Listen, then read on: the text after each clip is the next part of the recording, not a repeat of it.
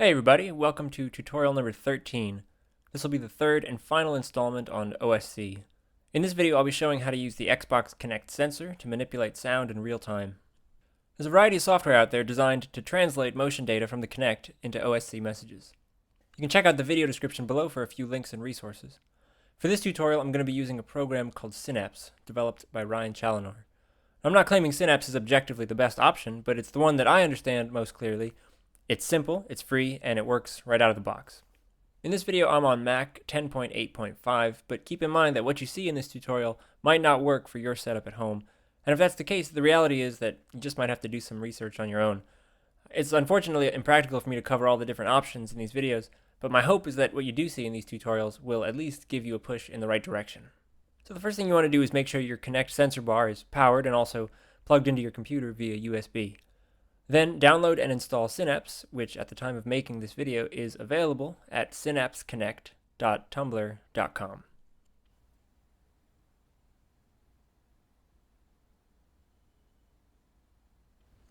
Once installed, open Synapse, and this is what you'll see. So, since we're here, let's get Synapse to start tracking my skeleton. To do this, you'll need to stand squarely facing the camera, elbows out, forearms up, and sometimes I find it helps to puff out your chest a little bit.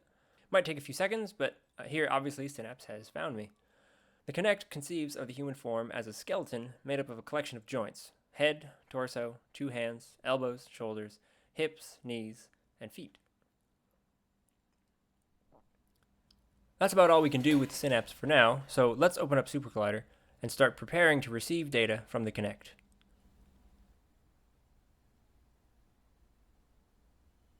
First, we boot the server, and what we need to do is create some object in SuperCollider which represents Synapse so that we can send messages to it.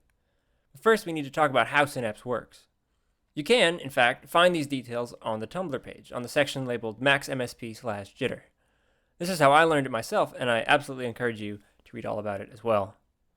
Synapse receives OSC messages on port 12346 and sends messages on ports 12345 and 12347.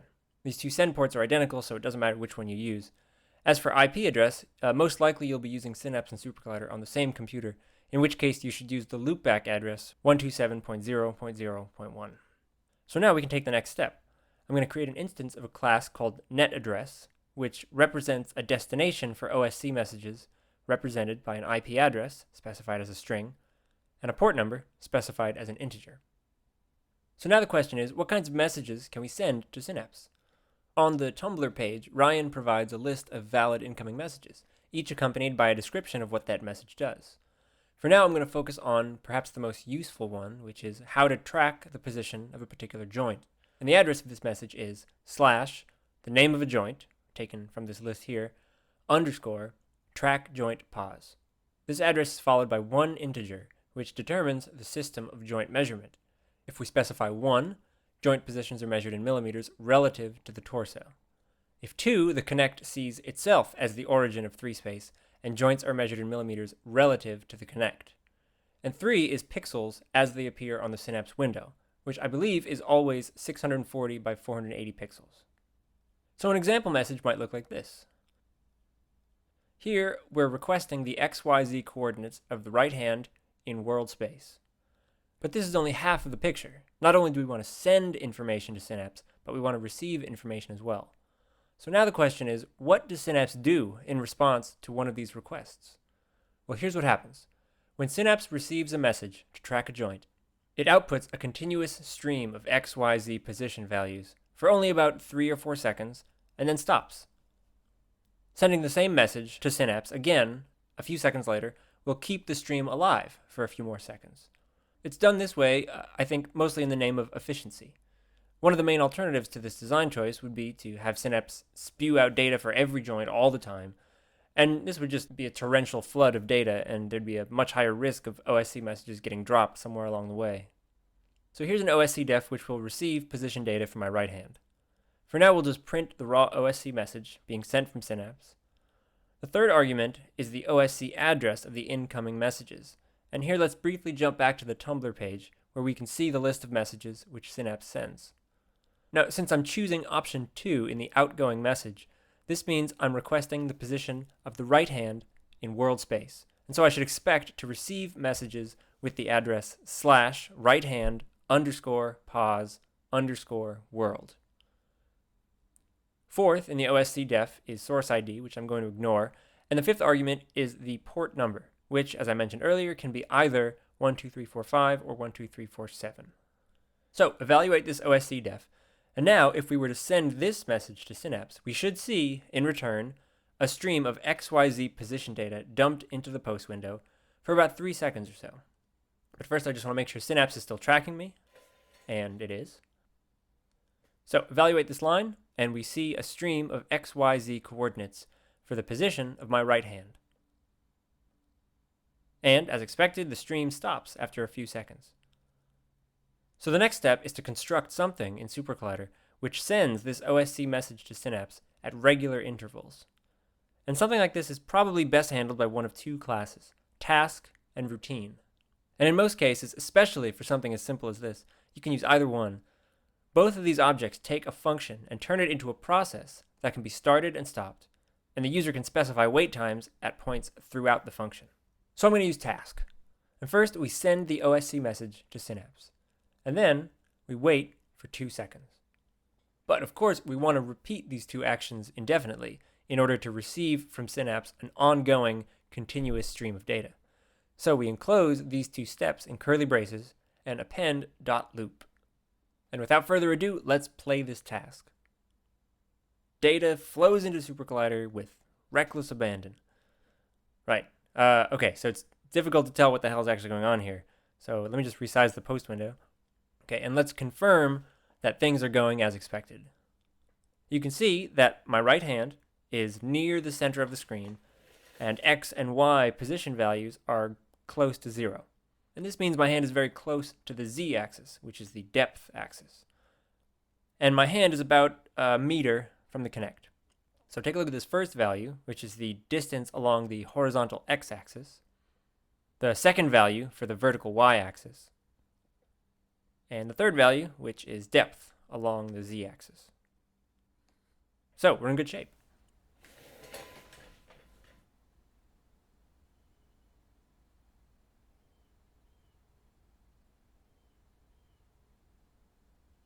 Let's say we want to use one of the other systems of measurement. If I wanted joint positions measured relative to my torso, I'd specify 1 as the outgoing argument instead of 2, and in return, I'd receive messages from the address /righthand_pause_body.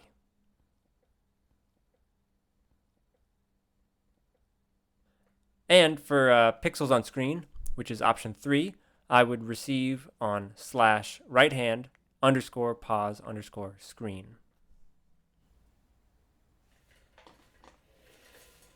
So in pixel mode, X values are 0 on the left border, 640 on the right. Y values are 0 at the top and 480 at the bottom. And, okay, a very good question here is, how is Synapse generating depth values based on pixels on the screen? Well, the short answer is it's not doing that, because that wouldn't make any sense. In pixel mode, Synapse sends depth values as if it were actually in world mode. So Z values here represent distance from the Kinect in millimeters. Okay, one more thing before we start making sound. In addition to receiving continuous position data, we can also receive so-called hit triggers. And there are 6 different types of hits for each joint. As we can see on the Tumblr page, there's up, down, left, right, forward, back. Looking at Synapse, we can see that each joint includes 6 black rectangles. When we trigger a hit in one of these directions, the corresponding rectangle flashes green. For example, with my right hand, here's some up hits, right hits, right, and so forth. So let's take a look at how we can receive and use these hit events. The outgoing messages to Synapse don't really change. We still need to track the joint, but the difference is that the system of measurement we choose doesn't really matter anymore, because hit events aren't measured according to length or distance or anything. They're just instantaneous triggers. But for the OSC def, I'll leave the function as is, so we're still just printing the incoming message, but the address, in this case, needs to be changed to simply a slash followed by the name of the joint. So now when we receive a hit event, SuperCollider will post the incoming message, which contains the address and a single argument, which is a symbol representing the type of hit that was received. Up, right, here's left, forward, right, you get the idea. You may find that you want to calibrate the sensitivity of how these hits are detected. This is done using some combination of two messages, required length and point history size. And these two parameters are applied to joints on an individual basis.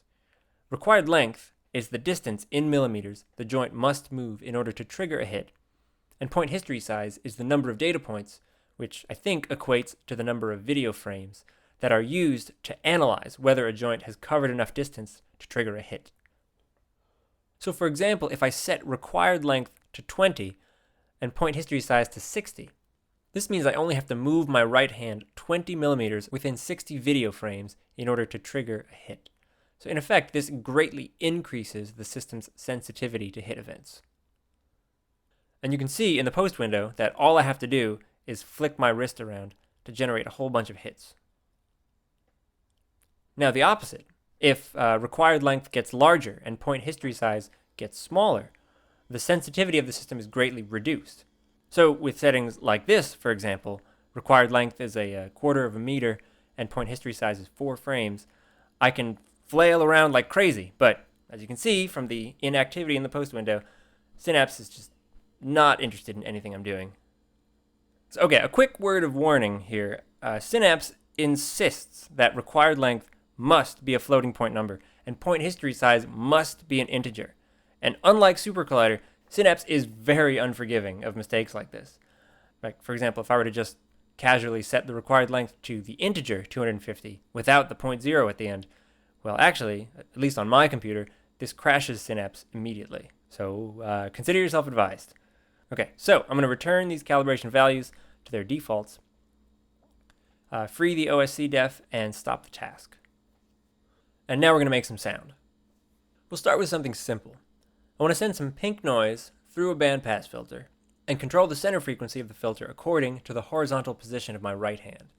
Right, so here I'm just going to create a simple UGen function and name it noise. I'm going to lag the cutoff frequency values by a 20th of a second because this will help to smooth out incoming data in case there are any hiccups or sudden changes. I'm going to use option 3 to request joint data be measured in pixels. And in the OSC def, I'm going to set the frequency argument based on my hand's position along the x-axis. Remember that the incoming OSC message is an array, and so the 0th item is the incoming address. But we want the first numerical argument, which is horizontal position, so we say message at 1. But we don't want the raw pixel value, so I'm going to use linexp to map this range onto a different range, which is suitable for a cutoff frequency. Let's say 100 Hz to 3 kHz. And remarkably, this ought to be everything we need.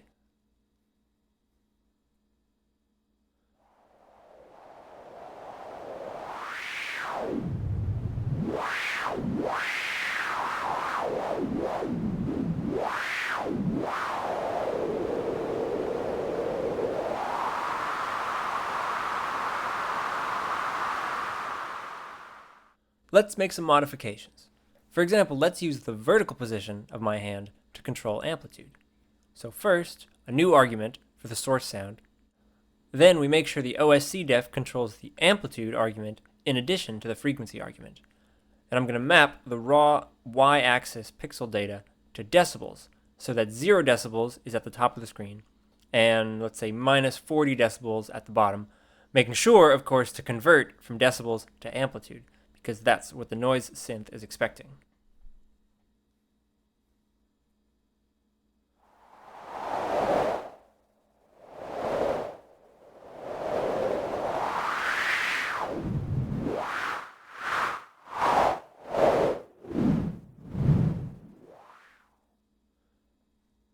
Okay, now let's use a forward hit to free the synth when I'm done playing, rather than freeing the synth by evaluating code in SuperCollider.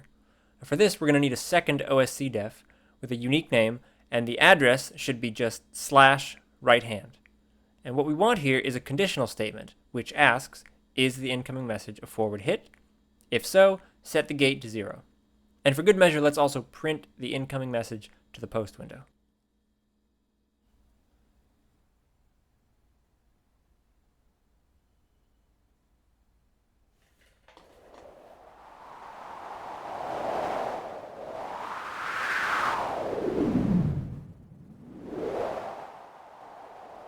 Punch forward, and the sound fades.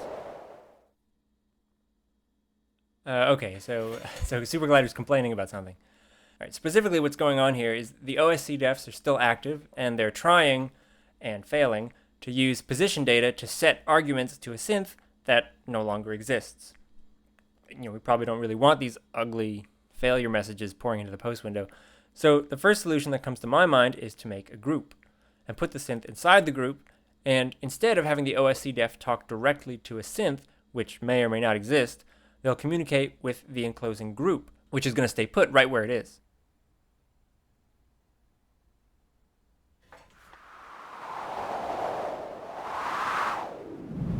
So now we get a forward hit, and the sound fades, and no error messages. All right, so maybe one more modification. Let's use a different type of hit to create the synth. We'll keep the forward hit as is, and let's say a back hit from the right hand adds a synth to the group. So we just move this code into the OSC def, and I'll also shorten the attack and release times to make the sound more audible.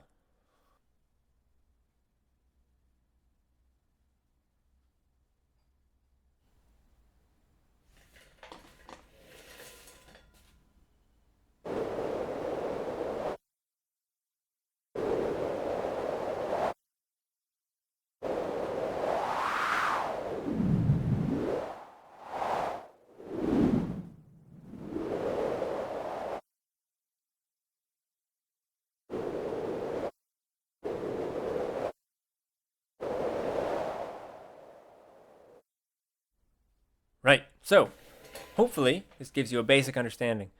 I want to close out this video with a more complex example. As always, I encourage you to pause the video wherever you find the need so that you can copy the code or just study what I'm doing here at a more leisurely pace. So here's an overview of what I'm going to do. I'm going to use patterns to granulate two sound files. And I'll control one sound with my left hand and another with my right hand. In addition, whenever I get a forward hit from either hand, I'll send the granulation through a delay effect for a few seconds.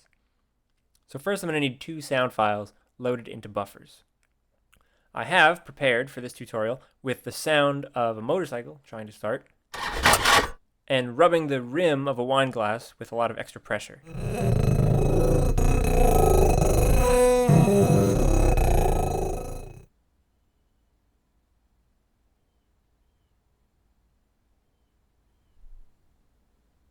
I'm also going to need two synth defs. One to play a single short segment of a sound file, because the actual granulation effect will be handled later by patterns, and a second synth def for the delay effect. Okay, now to save time, I'm going to do something I haven't done before. I'm actually just going to paste these synth defs into the editor rather than typing them in. So again, pause the video if you need to, and I hope this doesn't break the flow of the video too much. The first synth def plays some portion of a sound file with specified transposition, start position, and pan position. And I'm using MIDI ratio here to convert from semitones into frequency ratio. There's also a variable length envelope which controls the amplitude of the sound. The second synth def controls the delay effect. So I use in.ar to read the incoming signal, and I store it in two different variables. I leave sig alone for the most part and only process the one called fx, so I can later mix between the two of them. Fx is sent through 3 comb filters in series, each with a uniquely meandering delay time. Now this envelope called mix is not actually controlling amplitude, but rather it's being used to crossfade between the unprocessed and processed signal. At rest position, the envelope has a value of minus 0.9, so the output of x fade 2 is almost entirely the raw unprocessed input signal called sig.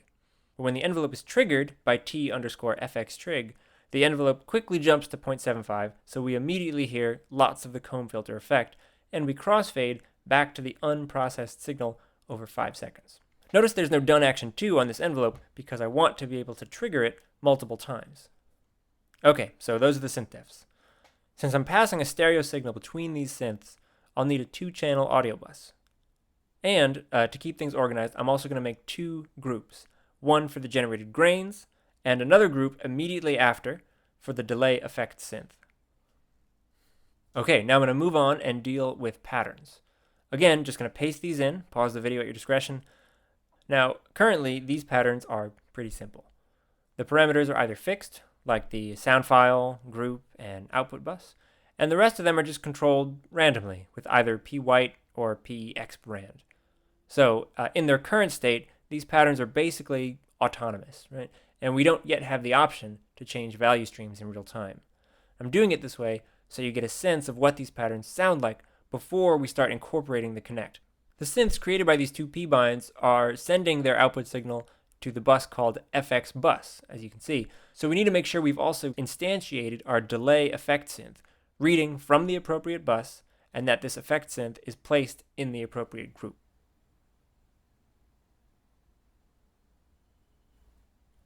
Alright, so here's the granulated engine sound. And the granulated wine glass sounds like this. And if at any point we trigger the delay effect, like this, the sound is delayed with feedback, and the effect fades out over about 5 seconds.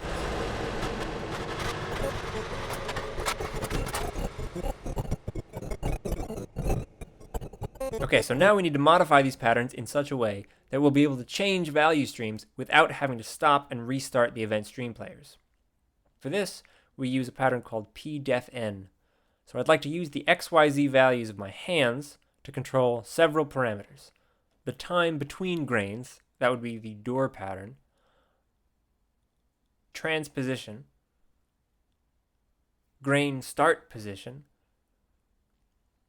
and also grain amplitude.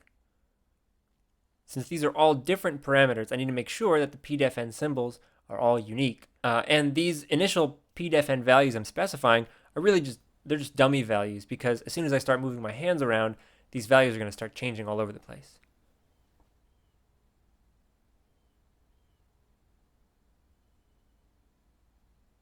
The final step is to include the task and OSC defs. The task stays mostly the same. We just simply need to request data from both hands once every 2 seconds, like this. But the OSC defs will change quite a bit. I'm going to need 4 OSC defs in total. One for left hand position, one for left hand hits, one for right hand position, and one for right hand hits. The left hand will control the motorcycle engine sound file, and the right hand will control the wine glass. Right, so whenever a position message comes in, this OSC def will evaluate and therefore update several pdefn patterns, whose values are determined by the incoming XYZ position data. Grain start position will be determined by the hand's position along the x-axis, so that as I move my hand from left to right, the grain pointer moves through the sound file from beginning to end. Vertical position will control the time between grains, or in other words, grain density. At the top of the screen, the door pattern will output very small time values, so we'll hear a dense cloud of grains, and when my hands are near the bottom, the grains will be much more sparse. I'm also going to have the Y value control the minimum possible amplitude, so a lower position on the screen means quieter grains. And the values along the Z axis will control transposition. So with this setting here, as my hands move farther away from the Kinect, the grains are transposed randomly within a wider and wider range. So when I'm 2.5 meters away or even further, grains will be transposed as many as 36 semitones in either direction. The corresponding OSC def for the right hand is almost exactly the same. I just need to change a few things. I need to give the OSC def a unique name. I need to supply the appropriate OSC address for the incoming messages, change the pdefn symbols to be consistent with what I've coded into the p-binds, and also make sure we're referencing the other sound file. And last, 2 OSC defs to track hit events from each hand. Simply, when a forward hit is received, send a trigger to the delay effect.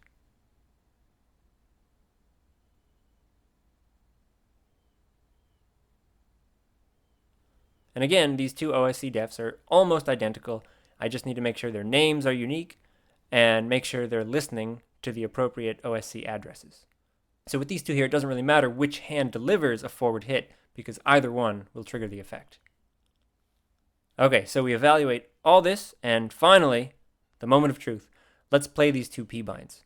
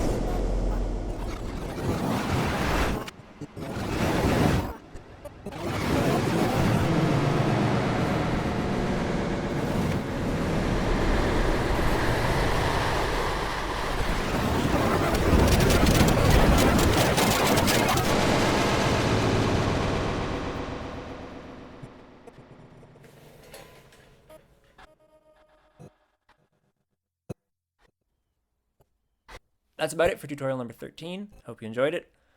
In the next video, with OSC out of the way, I'd like to get back to the basics a little bit and talk about a topic which a lot of people have been requesting, and that is building and using graphical user interfaces, or GUIs for short. So, as always, thanks for watching, and I'll see you next time.